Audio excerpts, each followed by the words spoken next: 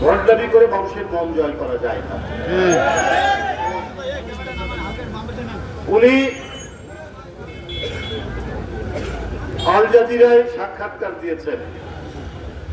একবার উনি বললেন যে দেশের প্রচলিত আইন অনুযায়ী আমরা রাষ্ট্র পরিচালনা করব যদি আমরা জিতি।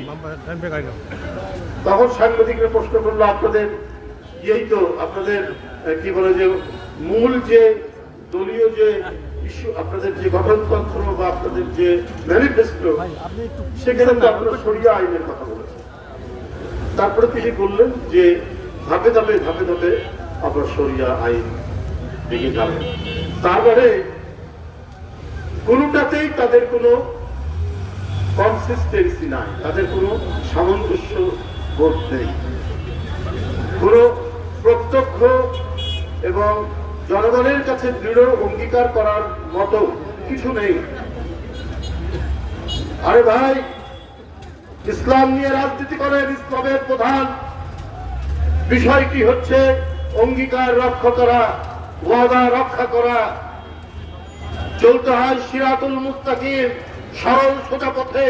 আপনি আমির সাহেব, আপনাকে দেখছি আপনি যখন যেটা সুবিধা মনে করছেন, কোন পথ দিয়ে, কোন রাস্তা দিয়ে, কোন গলি দিয়ে ঢুকলে পরে ক্ষমতায় যাওয়া যাবে, এর জন্য আপনি দিন রাত কাজ করছেন। কিন্তু আপনার এই কাজের মধ্যে মানুষের কাছে ধরা পড়ে যাচ্ছে আপনাদের আসল চরিত্র, আপনাদের আসল।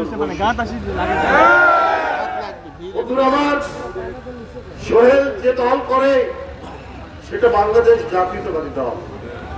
এই দলের ঐতিহ্য আছে, এর প্রতিষ্ঠাতা ৭১-এর স্বাধীনতার ঘোষক, এর প্রতিষ্ঠাতা ৭ই নভেম্বরের ঘোষণার ৭ই নভেম্বরে তিনি যখন রাষ্ট্র ক্ষমতার পদপ্রতীকের আলোই যখন আসলেন, তখন তিনি উন্মুক্ত করে দিলেন গণতান্ত্রিক সমস্ত ব্যবস্থা, সমস্ত রাজনৈতিক দলকে উন্মুক্ত করে দিলেন, খবরের কাগজ পড়ার অধিকার উন্মুক্ত করে দিলেন, মানুষের সকল অধিকারকে তিনি প্রতিষ্ঠা করলেন।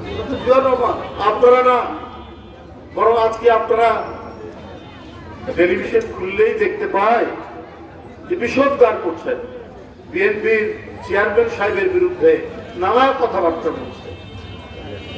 কিন্তু আপনাদের এতটুকু মনের মধ্যে কৃতজ্ঞতা বোধ নাই, জিয়াউর রহমান না থাকলে জামাতে ইসলামের জন্ম হতো না। বাংলাদেশের মাটিতে জামাত ইসলাম রাজনীতি করতে পারত না। দেশনেত্রী বেগম খালেদা জিয়া না থাকলে মন্ত্রিত্বের স্বাদ পেতেন না। সেখানেও তো দুইজন মন্ত্রিত্ব আপনারা নিয়েছেন।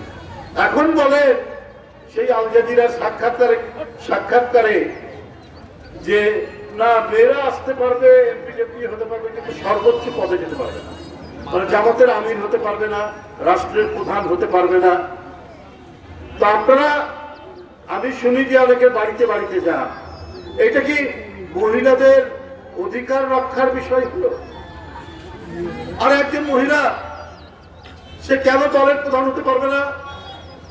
আপনারা যে দলটির সাথে ঐক্য করে মন্ত্রী হলেন, দুইজন মন্ত্রী হলেন, সেই দল বিএনপি, তার চেয়ারম্যান একজন, চেয়ারপারসন ছিলেন একজন মহিলা, তার আন্ডারে আপনারা মন্ত্রিত্ব করেছেন। এখন বলে যে জামাতের আমির কখনো মহিলা হতে পারবে না।